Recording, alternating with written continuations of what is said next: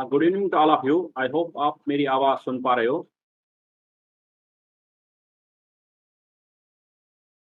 जी, good evening sir. Very good evening Sandeep ji. हमारे साथ इमरान है। इमरान, आप कैसे हैं?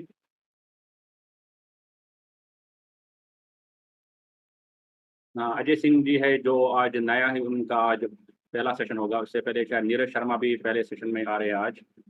तो इससे पहले भी हमने 2 सेशन किए। देखिए, the prime motive of conducting दो सेशन एवरी वीक, क्योंकि अब हम इनका पेस जो है वो इंक्रीज करेंगे, because will be having now session every week. तो one, to strategise things, to to look into the mistakes we are making while writing the answers। आज भी मैंने ये सेशन इसीलिए रखा है कि हम कुछ आंसर्स को देखें, और उन आंसर्स को देखकर हम कम से कम ये पता तो करें कि हम गलत कहाँ पे हो रहे हैं। अनलेस एंड अनटिल, जब तक ना आंसर राइटिंग में हम वो स्किल सेट डेवलप नहीं करेंगे, नो मैटर हमारे पास कंटेंट कितना भी हो, if our presentation is not up to the mark, we are not writing the valid pointers, relevant pointers, we are not going to get those 60 to 70% marks which will land you into the selection list। मेरा आपको बार बार force करना, बार बार question देना, otherwise I don't have any personal motive in that.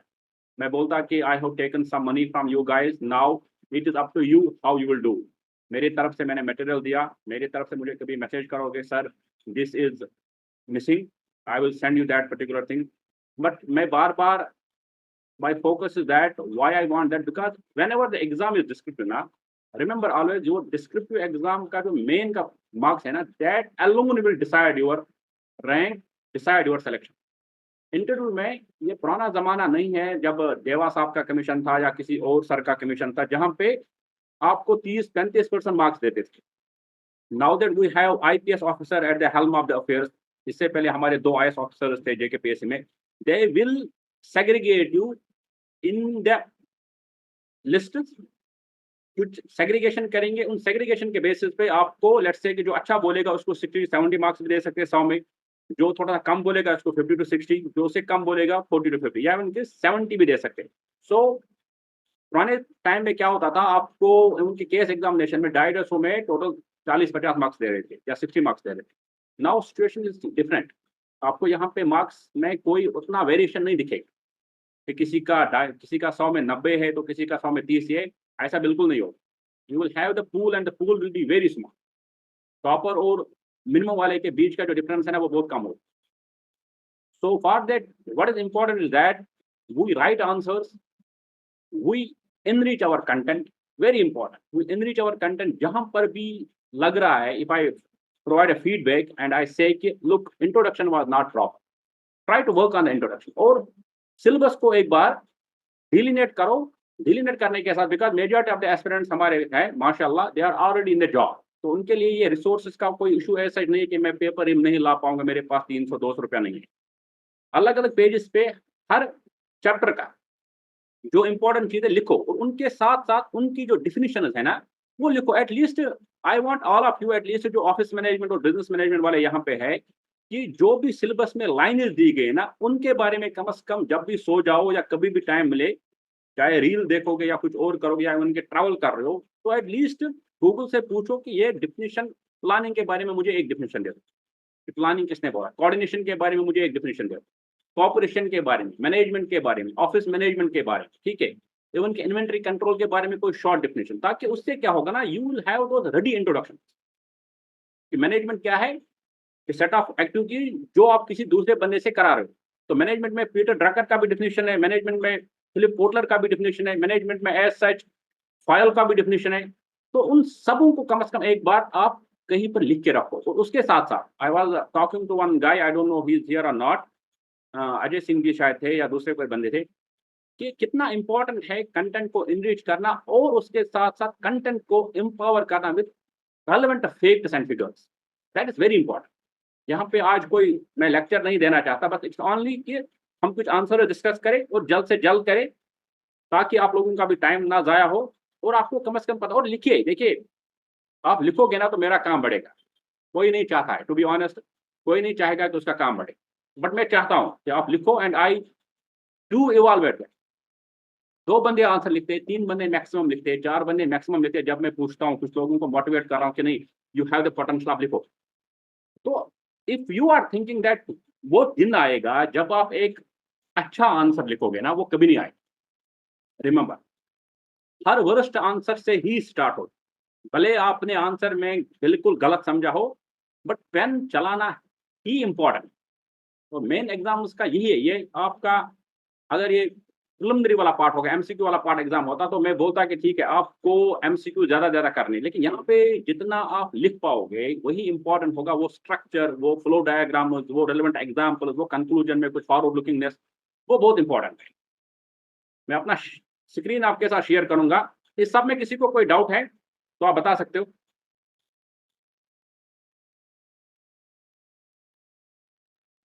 ये open फोरा है, वी कैन डिस्कस थिंग्स। इसमें ऐसा कोई इशू नहीं है कि ये सिर्फ बस एक बंदा बोलेगा। आप में किसी को भी कोई भी कंफ्यूजन हो, डाउट हो, तो आप प्लीज बताएं, आराम से बताएं, कोई परेशानी नहीं। तो हम कहीं हाइड कर सकते हैं तो ओके ठीक है, इसको हम इधर से हाइड करते हैं। ओके, नाउ आज हमने जो ऐसे दिया था उसको पहले पढ़ते हैं, उसको समझने की कोशिश करते हैं। आज हमने ऐसे दिया था, आप में से बहुत सारे बच्चों ने 2-3 शायद 2 आंसर्स आ गए थे, टू बी ऑनेस्ट। देखिए हमने बोला था ये है स्केर्सिटी का क्वेश्चन है। Scarcity breeds both revolution and crime, ठीक है। इसमें 2 इंपॉर्टेंट चीजें, एक तो रेवोल्यूशन है, एक तो क्राइम है, और तीसरा इंपॉर्टेंट है स्केर्सिटी, ठीक है। यानी कि जब कुछ ना हो, कुछ ना होने की वजह से क्या होगा, या तो आप खोजोगे उस चीज को, या तो आप उस चीज को छीनोगे। सिंपल। रेवोल्यूशन जाओगे लीगल तरीके से, कोशिश है, ये लीगल एस्पेक्ट होगा, ठीक है, ये लीगल एस्पेक्ट होगा। और क्राइम यूजुअली आपको सिंडिकेट होगा, ठीक है, जहां पे अनऑर्गेनाइज्ड चीजें होंगी। यहाँ पे देखिए हमारे जो बच्चे हैं अच्छा लिखते हैं, अप्रिशिएट करता हूँ मैं, हैंड राइटिंग अच्छी है, चीजें अच्छी जा रही है, लेकिन यहाँ पे वही हमारा जो माइंड है ना, वो वही है, क्योंकि बहुत टाइम से शायद हमने आंसर नहीं लिखे, या हमने यूपीएससी का या जेके पीएससी का, केएस का एग्जामिनेशन का तैयारी नहीं किया है। तो इसीलिए इंपॉर्टेंट है। देखिए जिस जिस जिसने ये लिखा है, यहाँ पे देखिए डिफिनेशन से स्टार्ट किया है, और ये तरीका नहीं है ऐसे लिखने का, टू बी ऑनेस्ट। ऐसे में पहले हम एनेक्डोट से स्टार्ट करते हैं, छोटी सी कहानी बोलते हैं, या छोटा सा कोई एग्जाम्पल देते हैं, या छोटा सा कोई कोटेशन बोलते हैं। बेटर रहता है कोई एनेक्डोट। एनेक्डोट दो आप कि फलां जगह पे, लेट्स टेक एन एग्जांपल, किसी भी पर्टिकुलर लीडर का, अब्राहम लिंकन हो, मार्टिन लूथर किंग हो, महात्मा गांधी हो, आपका एपीजे अब्दुल कलाम आजाद हो, उनका जो भी जिस भी सिचुएशन में उन लोगों ने स्केर्सिटी, जब रिसोर्सेज नहीं थे उनके पास, उन लोगों ने कैसे स्केर्सिटी को एक रेवोल्यूशन बनाया। इंडिया को जिसे लोग बोल रहे थे कि इनका पॉपुलेशन उनके लिए कहीं ना कहीं प्रॉब्लम होगा, लेकिन हाउ वी आर, जो हम आज रीप कर रहे हैं demographic dividend, that is also कि हमने स्केर्सिटी जो था जब हमारे पास, उसको रेवोल्यूशन बनाया। या इवन का जो प्राइम मिनिस्टर बात कर रहे बार बार कि हम आईटी का रेवोल्यूशन लेके आ रहे हैं, ताकि हम लोगों के घर घर तक ये चीज लेके आए। तो वो बताना है आप इसराइल की बात कर सकते हैं। इसराइल ने कैसे अपने मुल्क को, जहां पे कुछ नहीं बनता था, वहां का एग्रीकल्चर देखिए इसराइल का कितना अच्छा है, डिफेंस उन लोगों ने कितना स्ट्रांग किया है, ठीक है। तो these things are very important when you are writing ऐसे। यू हैव टू अंडरस्टैंड कि ऐसे में आप यूजुअली पॉइंटर्स नहीं लिखते हो। You do one thing, you start with some anecdote, ठीक है, एनेक्डोट से स्टार्ट करते हो कुछ, उसके बाद जो टॉपिक है उसके रिलेटेड स्टार्ट करते हो कि स्केर्सिटी से क्या होगा। Now let's devil into that thing कि अब स्केर्सिटी से क्या होगा। स्केर्सिटी से 2 चीजें हो सकती है, या तो आप रेवोल्यूशन लाओगे, जैसे कि एडिसन को लगा कि नहीं यार इलेक्ट्रिसिटी नहीं है, तो इलेक्ट्रिसिटी को हमें विचार करना चाहिए, इन्वेंशन करना चाहिए। या कहीं ना कहीं आपको लगेगा, जहां पे आपको लगेगा जैसे कि हमारे साउथ अमेरिका में है पाब्लो एस्कोबार, राइट, जो बड़े बड़े ड्रग डीलर्स, तो उनको भी वही स्केर्सिटी थी, कई जगह पर उन लोगों ने उसको क्राइम में कन्वर्ट किया। लेट्स से कि if we take an example of Taliban, या आप म्यांमार में जुंदा की बात करें जहां पे ड्रग्स निकलते, तो वो कार्टल बना दिया, उस कार्टल को फिर चलाया क्राइम के सिचुएशन में, राइट।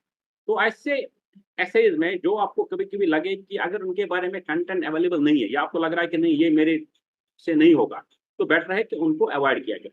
ये बहुत इंपॉर्टेंट। तो दोस्त ऐसे जहां पे आपको कंटेंट उस लेवल का नहीं मिलता है, इट्स ऑलवेज बेटर कि आप उन ऐसे इसको छोड़ दो। और कोई दूसरे ऐसे पे आप फोकस कीजिए जो आपको लगे कि हो सकता है, ठीक है। तो यहाँ पे देखिए पॉइंटर्स हम नहीं लिखते ऐसे में, छोटे-छोटे पैराग्राफ लिखते हैं। देखिए कुछ पॉइंट्स मैंने बोला था, मैंने फीडबैक भी दिया है कि जहाँ पे देखिए बुद्धा का एग्ज़ाम्पल से हम स्टार्ट कर सकते हैं। पेनिशा बुद्धा ने कैसा किया मध्यम मार्ग का, क्योंकि जब बुद्धिज़्म और जैनिज़्म का इन्वेंशन होता है ना, तब जाके जो ब्राह्मणिज़्म था वो पीक पे था और वो छोटे दर्जे के जो लोगों को वो अलाउ नहीं करते थे, अपने संघ में या अपने सभा में। तो इन दैट सिचुएशन बुद्धा को, महावीर जयंती को लगा कि we need a different religion जो इन सबको इनकॉर्पोरेट करे। तो that is very important. Mahatma Gandhi ji को भी ये लगा कि जब वो अफ्रीका में थे, उसने वहाँ देखा, नाटाल कांग्रेस बनाया, उसने वहाँ देखा कि ब्लैक्स के साथ क्या हो रहा है, इंडियन लोगों के साथ क्या हो रहा है। तो वो 1915 में वापस आता है, अंग्रेज़ों के खिलाफ एक मुहिम चलाता है, आज़ादी की लड़ाई लड़ता है, 3 कटिया सिस्टम से स्टार्ट करता है, आपको चंपारण हो गया, अहमदाबाद हो गया, खेदा हो गया, उन मोमेंट से स्टार्ट करके फाइनली इंडिया को आज़ादी दिलाता है। तो these things are very important. तो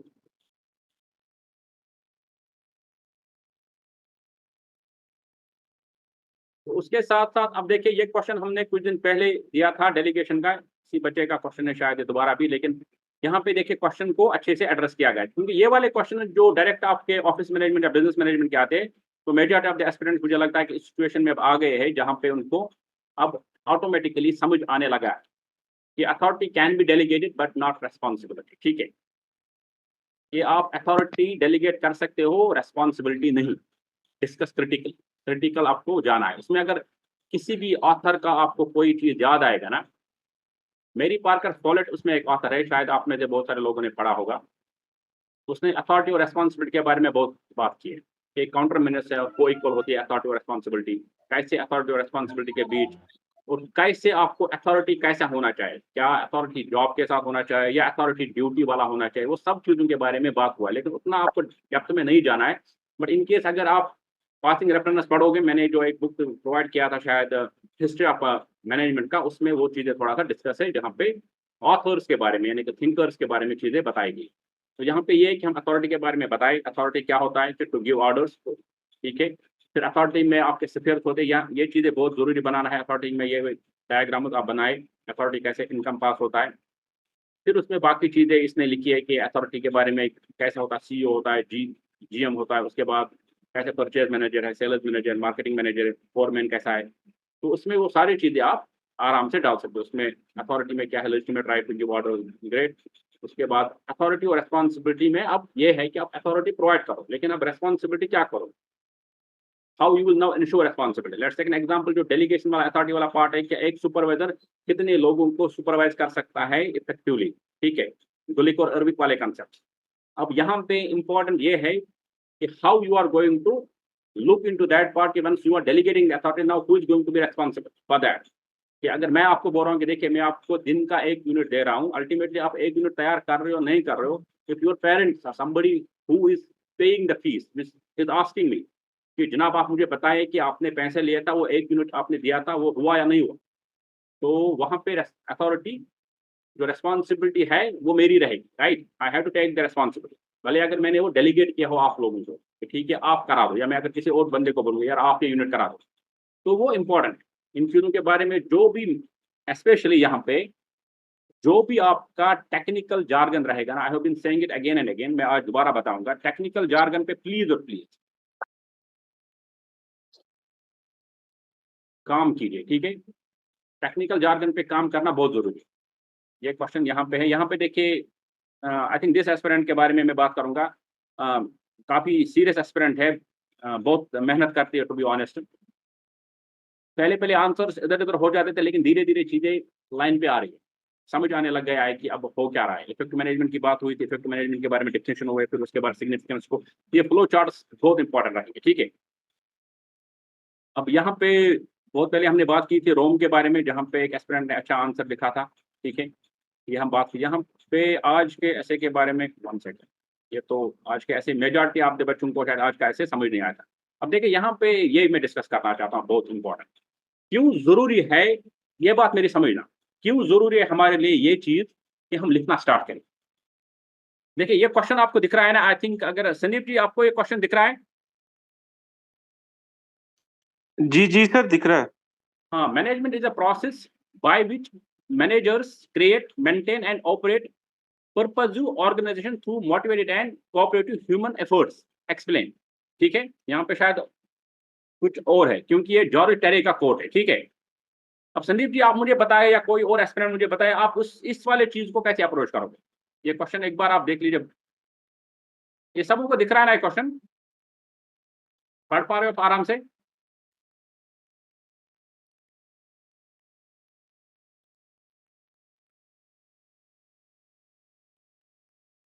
कोई एक बताइए जिसको भी ये समझ आ रहा है। एनीबडी? यहाँ पे हम सब लर्नर्स है, इसमें कोई ऐसा परेशानी है नहीं।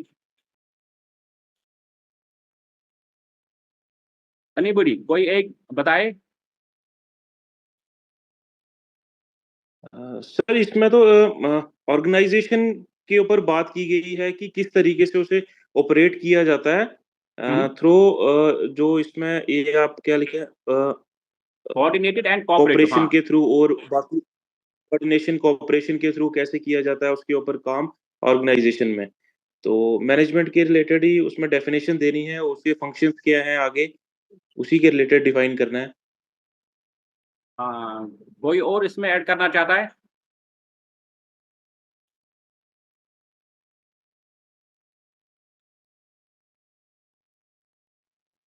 So under this, we have to show the importance of management as a process.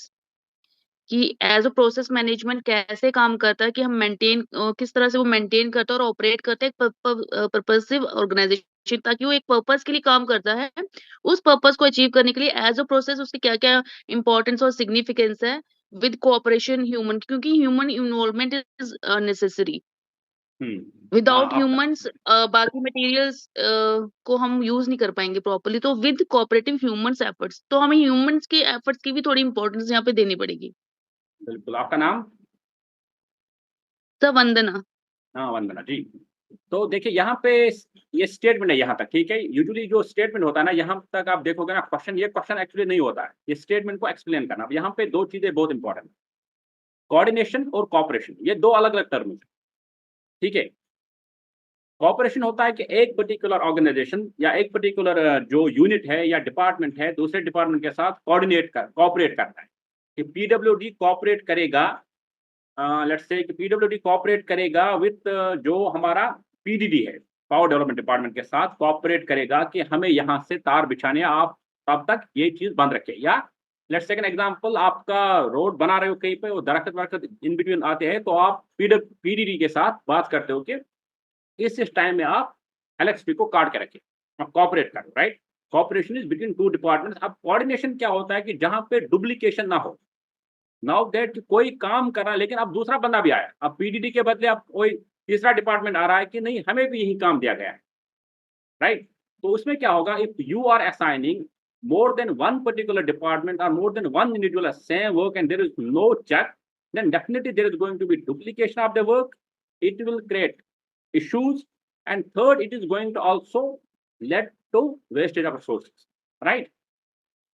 तो अब ये जो जॉर्ज टेरी के एग्जाम, ये पहले बात करा है कि ठीक है, मैनेजमेंट के बारे में हम डिफाइन करेंगे। पहले मैनेजमेंट क्या है? मैनेजमेंट वो है जिसमें हम एक सिस्टम है। ठीक है, यहाँ पे देखिए इस एस्पिरेंट ने पहले स्टार्ट ही किया प्रोसेस है, थोड़ा सा इसको पहले इंट्रोडक्शन को जितना हो सके ना केची पर। मैं बार बार ये बात कर रहा हूँ कि मैं कल भी I was having an exam duty, मैं फिर 2-3 प्रोफेसर से इन बिटवीन मैंने बात किया कि सर एक्चुअली आप देख क्या रहे हो एट दिस एज। तो वही वो बोल रहे कि वही जो हमें पहले बड़े बड़े इंस्टीट्यूट से एक स्टैंडर्ड सेट होता है कि हमें वहीं से दिया गया होता है सैंपल पॉइंट, यानी कि हमें एक मॉडल आंसर दिया गया होता है। उस मॉडल आंसर में जो 10 पॉइंट से 8 पॉइंट से वो हमें कहीं ना कहीं अगर दिखे, then we are going to assign marks according. तो इसलिए इंपॉर्टेंट है कि हम अपनी प्रेजेंटेशन को बेटर करें। तो बेटर उसके साथ कैसे होगा कि when we simultaneously focus on enriching the content. अब इस वाले क्वेश्चन में इंपॉर्टेंट है कि हम मैनेजमेंट को डिफाइन करें, मैनेजमेंट के फंक्शंस के लिए हम वही इंपॉर्टेंट चीज़ है वो फ्लो चार्ट बनाएं जो हम मैनेजमेंट के डेफिनेशंस के लिए। हाँ, 1 सेकेंड। मैनेजमेंट की डेफिनेशन के लिए हम यहाँ पे एम लिखेंगे, उसके साथ साथ यहाँ पे करेंगे प्लानिंग, यहाँ पे करेंगे कोऑर्डिनेटिंग, कंट्रोलिंग, फिर स्टाफिंग करोगे आप या कोई और चीज़ करोगे, गिव मी अ मोमेंट। तो वो चीज इसमें बहुत जरूरी है, ठीक है। उसके साथ साथ हमें अब लिखना है कि कोऑर्डिनेशन का कितना इम्पोर्टेंस और कॉपरेशन का कितना इम्पोर्टेंस। अब देखिए, पहले जो मैनेजमेंट है वो होगा ग्रुप ऑफ इंडिविजुअल जहां पे लोग हैं, फिर लोगों का कोऑर्डिनेशन होगा डिफरेंट डिपार्टमेंट्स के साथ, और फिर डिफरेंट डिपार्टमेंट्स आपस में कंसाइज करके ऑर्गेनाइजेशन गोल्स के लिए स्ट्राइव करेंगे, right. Ultimately you have to strive towards organisation goals, जहां पे आपके इंडिविजुअल गोल जो रहेंगे वो सब्जुगेट हो जाएंगे ऑर्गेनाइजेशन गोल्स के सामने। इसमें कोई कंफ्यूजन है इसमें, इस क्वेश्चन में? No, sir.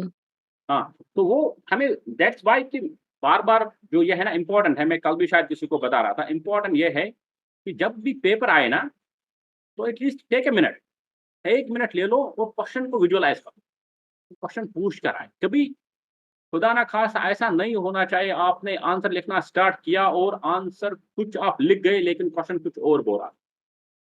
जहाँ पे व्हाट बोल रहा था कि what are the functions of management, आप लिख लिख गए how are the function of management different.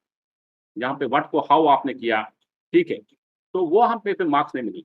इसलिए इम्पोर्टेंट है कि क्वेश्चन जब आए उसको आराम से पढ़ो और आगे बढ़ो। और अल्टीमेटली यहाँ पे यही है कि यहाँ पे जो गलतियाँ करोगे आप, ये पता है कि कोई देखने वाला है, ताकि गलतियों की गुंजाइश है, इसी में सीखेंगे। लेकिन जब एग्ज़ाम में आप पहुँचोगे, वहाँ पे गलतियों की गुंजाइश नहीं है। वहाँ पे या तो मार्क्स मिलेगा या तो नहीं मिलेगा। तो वो बहुत ज़रूरी है। यहाँ पे और एक क्वेश्चन हम डिस्कस करते हैं। ये देखिए, ये क्वेश्चन भी एक बच्चे ने लिखा था शायद, इसने अच्छा ये देखो डायग्राम इसका बहुत अच्छा है, लेकिन डायग्राम बीच में आना चाहिए।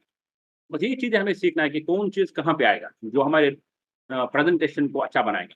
कंटेंट के लिए जो मटेरियल प्रोवाइड किया गया है या बाकी जो भी हमसे हो जाएगा बाकी चीज़ें, वो भी हम प्रोवाइड करेंगे, ठीक है? ये क्वेश्चन मुझे लगता था कि शायद ये क्वेश्चन भी एक एक बंदे ने लिखा था, एक अच्छा प्रेज़ेंटेशन है, अच्छी चीज़ें पॉइंट्स को अच्छे से एक्सप्लेन किया, क्वेश्चन को समझा है, क्वेश्चन क्या बोल रहा है, ठीक है? मुझे दिखाना था आपको ये वाला क्वेश्चन, जो इम्पोर्टेंट क्वेश्चन मैंने कुछ दिन पहले डाला था, जहाँ पे हमने बात की थी कि एनवायरमेंटल इफेक्ट्स ऑफ इंडस्ट्रियलाइजेशन। इससे पहले सोशल आ गया, इकोनॉमिक आ गया, तो मुझे लगा कहीं न कहीं अगर एनवायरमेंट के बारे में पूछेंगे, तो उसमें क्या था? देखिए, इंडस्ट्रियलाइजेशन के बारे में आप बात करोगे, इंडस्ट्रियलाइजेशन बोल क्या रहा है, ठीक है? प्रोसेस कैसा, इंडस्ट्रियल स्टार्ट कैसे हुआ, उसमें क्या-क्या चीज़ें हुई। उसके बाद आगे बोलोगे कि जब इंडस्ट्रियलाइजेशन ज़्यादा हो जाएगा, ऑटोमैटिकली नीड हो जाएगा, कोल ज़्यादा बर्न करोगे, कोल ज़्यादा बर्न करोगे तो ऑटोमैटिकली लेबर ज़्यादा लगेगा, लेबर के जो उसमें सॉरी सही लेबर नहीं, जब कोल ज़्यादा इस्तेमाल करोगे तो ऑटोमैटिकली पॉल्यूशन ज़्यादा हो जाएगा, और ऊपर के साथ आप माइनिंग भी ज़्यादा करोगे कोल और निकालने की। तो वो सारी चीज़ें उसके साथ-साथ आप देखोगे 1992 में आपको जो अ, रियो समिट होता है, ठीक है? अर्थ समिट जिसे बोलते हैं, जहाँ पे आपको फिर मिलेनियम डेवलपमेंट गोल, उसके बाद यूएनएफसीसी, यूएनईपी, रेडिट, उसके बाद आपका शिंडाई फ्रेमवर्क, जो भी बाकी फ्रेमवर्क्स आपको बनती है, डिफरेंट पॉल्यूशन उसको कंट्रोल करने के लिए, यानी चाहे लैंड हो, एयर हो, वाटर हो, जो भी चीज़ें। तो उनकी पासिंग रेफरेंस अगर आप प्रोवाइड करोगे ऐसे आंसर्स में, प्लस इंडस्ट्रियलाइजेशन का दोगे ही, तो आपके आंसर्स और बेटर हो जाएँगे। वो कंटेंट डेवलपमेंट की बात जो मैं बार-बार कर रहा हूँ वो बहुत, अब मैं आपको कुछ दिखाने वाला हूँ, इस पे आप थोड़ा-सा फ़ोकस ज़रूर कीजिए। ये यूपीएससी वाले बंदों के कुछ आंसर्स है जो हमारे साथ केएस एग्ज़ाम में कुछ बच्चे थे जो हमारे साथ जुड़े हुए थे। देखिए, a male is the product of his own thoughts, what he thinks he becomes. Elaborate, इसको बढ़ा के देखें। देखिए, यहाँ पे इम्पोर्टेंट है, मैं आपको एक अपडेट दूँ कि जो आपका आंसर शीट रहेगा ना, आपका क्वेश्चन पेपर आंसर शीट पे ही रहेगा और इसी तरह रहेगा। जो आपको सामने दिख रहा है ना, इसी तरह आपका आंसर शीट रहेगा। दोनों तरफ से रूल्स होगा और बाकी प्लेन। तो इसलिए कोशिश कीजिए जब भी आप आंसर भेजो, आपने दोनों तरफ से रूल्स बना दो ताकि आपको एक वो डायमेंशन पहले से पता चले। ये लॉ ऑफ अट्रैक्शन देखिए, the quotation is based on the law of attraction. Our behavior attitude reflects in our actions. In other words, what we think we became. अब देखिए, Abdul Kalam Azad who desired to be a scientist achieved his dream after so many struggles.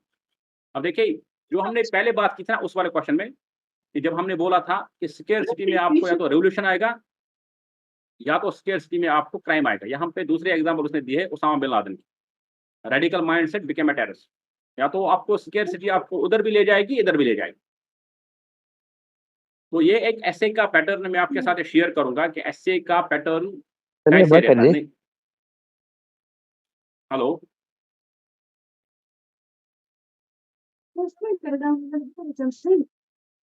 بس ما هي فانيشن يعني ما كانت तेल नहीं लगा किसी का I think mic on है, I think you have to check it through this. Okay, yes. तो देखिए यहाँ पे अब ये देखिए विजनरी डिसीजंस मेक, किधर गया है क्वेश्चन, क्या है? Visionary decisions making happen at intersection of intention and logic. अब ऐसे जो आप विजनरी डिसीजन मेकिंग करोगे ये तभी पॉसिबल है जब इंटरसेक्शन होगा आपका इंट्यूशन का और लॉजिक का। सॉरी, ये इंट्यूशन है यहाँ पे, इंट्यूशन और लॉजिक। आपको गट फीलिंग क्या बोल रही है और आप लॉजिक क्या बोल रहे हैं। ये ऐसे देखिए किस तरह से लिखा गया है, आपको दिखेगा साफ साफ। जहां पर भी चीजें इंपॉर्टेंट है वहां पे आपको अंडरलाइन करना। मैं बार बार अंडरलाइन करता हूँ चीजें जब आप कुछ चीजें पढ़ता हूँ।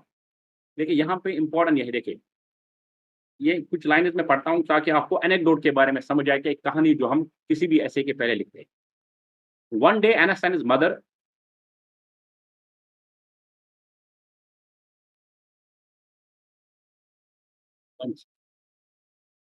one day Einstein's mother received a letter from school, and in the letter it was written that Einstein was mentally retarded child and they could not teach him further.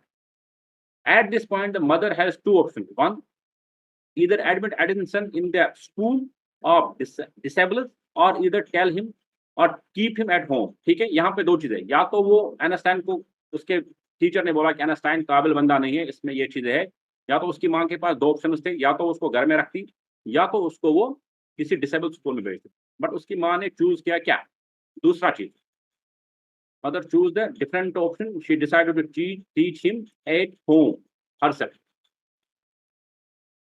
तो in this way generally Edison transformer became one of the greatest scientist. ठीक है, तो ये anecdote का जो मैं बार बार बोल रहा हूँ ना, ये इंपॉर्टेंट क्यों है? इससे जो आपका इवॉल्वेटर है ना उसमें वो इंटरेस्ट बना रहता है। He is engaged with your writing, he is engaged with your answers. Once he is engaged that means he is going to give you good marks. वो इंपॉर्टेंट, वो आपको अलॉट करेगा अच्छे मार्क्स। तो ये बहुत इंपॉर्टेंट। इस सब में कोई कंफ्यूजन है? अगर किसी को कोई भी, हम प्रेजेंटेशन को बंद करेंगे, इसमें किसी को कंफ्यूजन है कोई?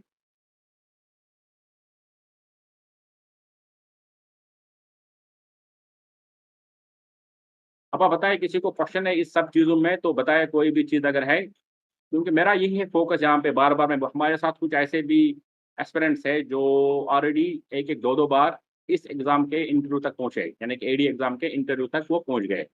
दे have also chosen guidance programme because उनको लग रहा है कहीं ना कहीं वो 10 मार्क्स या वो 20 मार्क्स या वो 50 मार्क्स उनको आने चाहिए, so that they get into that selection list. तो इसलिए इम्पोर्टेंट है कि वी ऑल यहाँ पे कंटेंट के साथ साथ हम अपनी प्रेजेंटेशन पे फोकस करें।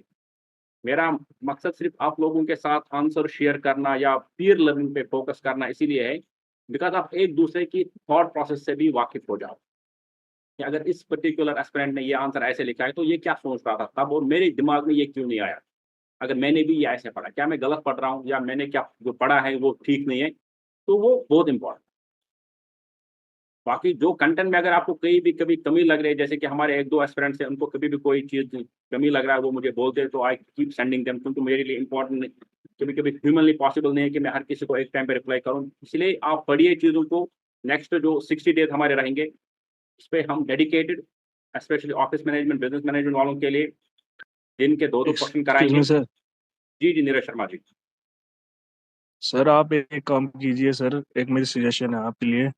हम्म, सर आप एक शेड्यूल बना दीजिए अकॉर्डिंग टू टॉपिक्स, और आप बिल्कुल बिल्कुल। डे बाय डे एक क्वेश्चन प्रोवाइड कीजिए हमें, तो हम सारे आंसर राइट करके आपको भेजेंगे। तो उससे हमारा अच्छा रहेगा एस्पेक्ट कि हम देख सकेंगे कि हमारा लेवल क्या है और बाकी वाले क्या सोच रहे हैं, और आपका सर चेकिंग का क्राइटेरिया कैसा रहता है उसमें। बिल्कुल बिल्कुल, हम वही करेंगे। We are going to do it. मैंने इससे पहले भी 2 दिन पहले बोला था 8 तारीख तक मैं बिजी हूँ। 8 को मेरा एक इंपॉर्टेंट प्रेजेंटेशन है, दैट्स वाई 8 तक मैं थोड़ा बिजी हूँ। 8 के बाद we are going to divide the entire syllabus. तो हम डिवाइड करेंगे डिफरेंट पार्ट्स में और हर यूनिट के हिसाब से, हर चैप्टर के हिसाब से हम जाएंगे और सिमिल्टेनियसली जाएंगे। हर सैटरडे या संडे हम इंग्लिश और जनरल स्टडीज भी करेंगे। संडे के संडे ऐसे लिखा करेंगे, या बीच में लेटर हो गया या बीच में आपका प्रोवर्ब हो गया, ठीक है, ताकि हम एग्जाम के लिए बिल्कुल तैयार है। वो हम करेंगे, हम 8 या 9 को वो स्टार्ट करेंगे। और उसके साथ साथ जीएस के लिए देखिए, जीएस के लिए कंटेंट बहुत सारा है, मैं उसको कंपाइल करने की कोशिश कर रहा हूँ और थोड़ा सा कंप्रेस करने की कोशिश कर रहा हूँ। अदरवाइज मैं आपको पीडीएफ अभी भी प्रोवाइड कर सकता हूँ बहुत सारे, लेकिन वो लेंथ है, इसलिए मैं आप कुछ एस्पिरेंट्स है जो यूपीएससी में है, अच्छी तैयारी कर रहे हैं, उनके जो हैंड रिटन नोट्स है, छोटे छोटे नोट्स जहाँ पे आपको मदद आएगा, वो उनसे आप रिक्वेस्ट कर रहा हूँ कि वो अपने वो नोट शेयर करें। जी सर, मैं कुछ कहना चाहता हूँ यहाँ पे। सर जैसे अभी आपने कहा यहाँ पे आप इस ग्रुप में काफ़ी सारे एस्पिरेंट्स ऐसे हैं जो इन सर्विस कैंडिडेट्स हैं। सर हमारे लिए मैं भी इन सर्विस कैंडिडेट हूँ सर, इतना टाइम नहीं मिल पाता कि हम मतलब पूरे दिन इसको पढ़ सकें क्योंकि ऑफ़िस का भी वर्किंग रहती है। तो या तो ये हॉलिडे हो या मॉर्निंग में, इवनिंग में या कभी ऑफ़िस टाइमिंग में कभी वो पढ़ सकते हैं।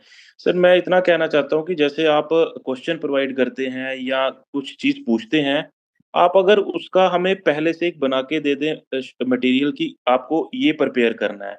क्योंकि हमें सर इस तरीके इतना टाइम नहीं है कि 2 या 3 बुक्स देखेंगे, फिर उसमें से वो मटेरियल निकाल के तो प्रिपेयर करेंगे, तो फिर आपके साथ शेयर करेंगे। तो जो आपको लगता है रेलेवेंट है आज के लिए या कल के लिए, आप वो टॉपिक भी पूरा बना के अगर एक ऐसा शेयर करके दें, ताकि हम वही प्रिपेयर करें, चाहे वो एसे हो, चाहे वो ऑप्शनल का सब्जेक्ट से रिलेटेड हो या कंपल्सरी हो।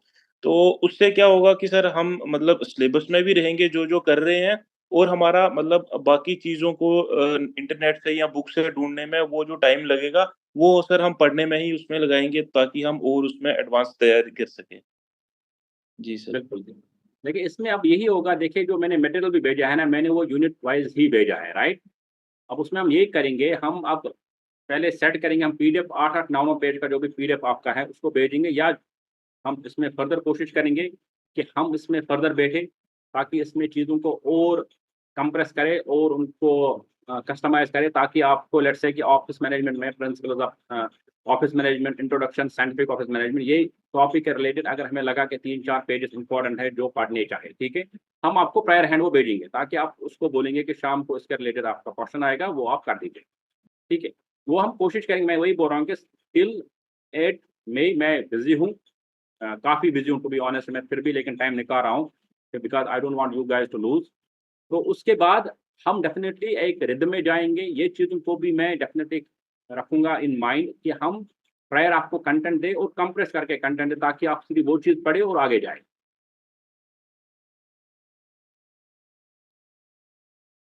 इवन सर एसेज़ का भी अगर वैसे ही हो, तो भी वो भी काफ़ी हेल्पफुल रहेगा सर। नहीं, एसेज मैंने देखिए, एसेज मैंने ऑलरेडी 28 एसेज दिए हैं आपको, राइट? 28 एसेज मैंने दिए आपको, सिर्फ़ बस उनको एक बार रीडिंग या 2 बार रीडिंग करना, उसके बाद हम उन्हीं 28 में प्लस जो पीवाईक्यूज़ आए या यूपीएससी में कोई ऐसे आया है, उनको फिर रिवाइज़ करेंगे। जो मैंने एसेज दिए ना, उनमें मेजॉरिटी ऑफ द एसेज वो है कि जो रिपीट होने के चांसेज़ है। आप देखोगे जो अभी आया था एडी का एग्ज़ाम, उसमें भी वही एसेज आए थे। सस्टेनेबल डेवलपमेंट के बारे में बात होगी ही होगी, आपके भी वहाँ पे वही बात होगी कि एजुकेशन क्या कर रहा है, G20 के बारे में आ सकता है। ठीक है, तो वो एसेज आपको रेडी रखने पड़ेंगे। आपको इसलिए मैंने जो आज भी एसेज दिया था, मैंने ऑलरेडी एसेज दिया भी था। अगर किसी ने पढ़ा होगा तो वो शायद वो मच बेटर लिखे। तो वो जी सर, वो वो तो जो आपने प्रोवाइड किए हैं, वो तो पढ़ रहे हैं, उसमें से देख रहे हैं सर, जो ऐसे मटेरियल आपने अभी लास्ट 2 डेज़ में भी किया था, वो कर रहे हैं। और सर जो पीवाईक्यूज़ हैं, उनके भी जो सॉल्यूशन हैं, वो मतलब किस तरीके वो से उसकी आंसर राइटिंग है, वो भी पीवाईक्यूज़ ऑलमोस्ट रेडी है, बस मुझे वो सेग्रीगेट करना है। मटेरियल बस सेग्री क्योंकि मुझे फुर्सत नहीं मिला टू बी ऑनेस्ट, मैं एक्चुअली थीसिस वर्क के लास्ट स्टेज पे हूँ, लास्ट 1-2 दिन में 8 तारीख को मेरा प्रेज़ेंटेशन है, इसीलिए मैं उसको कंपाइल करने में, यानी कि थीसिस में सॉर्टिंग हो गया, ये सब चीज़ें, उसमें बिज़ी हो गया। अदरवाइज़ जो बाकी मटेरियल है, वो सारी चीज़ें रेडी है, उसको सिर्फ़ सेग्रीगेट करना है, यूनिट वाइज़ आपको मटेरियल देना है। मैं ऑलरेडी एक दूसरे बंदे से भी वो बुक मँगाने की कोशिश कर रहा हूँ, जहाँ से क्वेश्चन बार-बार आपको ऑफ़िस मैनेजमेंट में आए, डायरेक्ट आए, ताकि उनके हमारे पास सॉल्यूशंस ऑलमोस्ट सारे हो।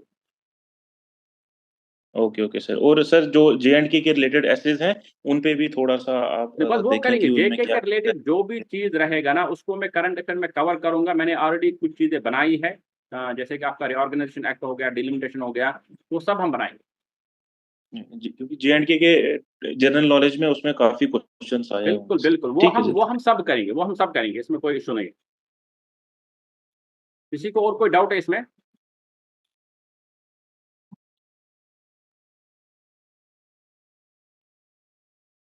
तो बस मेरा यही है आपसे कि आप लिखते रहे, वो इम्पोर्टेंट है, लिखते रहे। कोई भी डाउट हो व्हाट्सएप पे मैं अवेलेबल रहता हूँ, तो ऐसा भी नहीं हुआ कभी कि मैंने शायद 2 घंटे 3 घंटे बाद रिप्लाई किया होगा। I am always there. आप लिखते रहे, बस कंटेंट पे फोकस कीजिए और प्रेजेंटेशन पे फोकस कीजिए, बस मेरा यही है। मैं इसीलिए आपके पीछे बार बार ये बात कर रहा हूँ कि कंटेंट पे और उस पर फोकस कीजिए। ये एक बड़ी अपॉर्चुनिटी है, to be honest. KS examination वाला एग्जामिनेशन है, जहाँ पे डायरेक्ट मेंस एग्जामिनेशन है, प्लस आपको सिलेबस डिलीनेट किया गया है, किसी हमने मेहनत की, आपको रिसोर्सेज ढूंढ के दिए कि ये पढ़ना है, प्लस उसमें अब बाकी चीज़ें हम ऐड कर रहे हैं। तो ये आप सबों के लिए एक अच्छी अपॉर्चुनिटी है, उसको अवेल कीजिए। जब भी टाइम मिले पढ़िए। छोटे छोटे पीडीएफ हमने प्रोवाइड किए, जो भी हमने मटेरियल प्रोवाइड किया, आप आते जाते वक्त चीज़ों को पढ़ सकते हो। जर्नल ढांचा एटलीस्ट कम से कम रेडी रखो अपने दिमाग में कि बोल क्या रहा है सिलेबस, बुक क्या बोल रही है, या पर्टिकुलर सब्जेक्ट क्या बोल रहा है। उसके साथ साथ आगे जो चीज़ें ऐड होंगे, सब्ट्रैक्ट होंगे, वो हम आगे आगे करेंगे इंशाल्लाह। 8 के बाद हम जनरल नॉलेज भी स्टार्ट करेंगे, उसके बारे में हम स्टार्ट करेंगे, जीके के स्टार्ट करेंगे कि जीके में क्या क्या इंपॉर्टेंट रहेगा, या जो भी चीज़ें आई है जीके में वो सब हम स्टार्ट करेंगे। तो I wish you all the very best. हम इस मीटिंग को अब कंक्लूड करेंगे, तो आप बस लिखते रहे और अपनी प्रिपरेशन को जारी रखें, रिविजन कीजिए इन दिनों, क्योंकि 8 तारीख के बाद हम एक सिस्टमेटिक वे में यूनिट वाइज जाएंगे।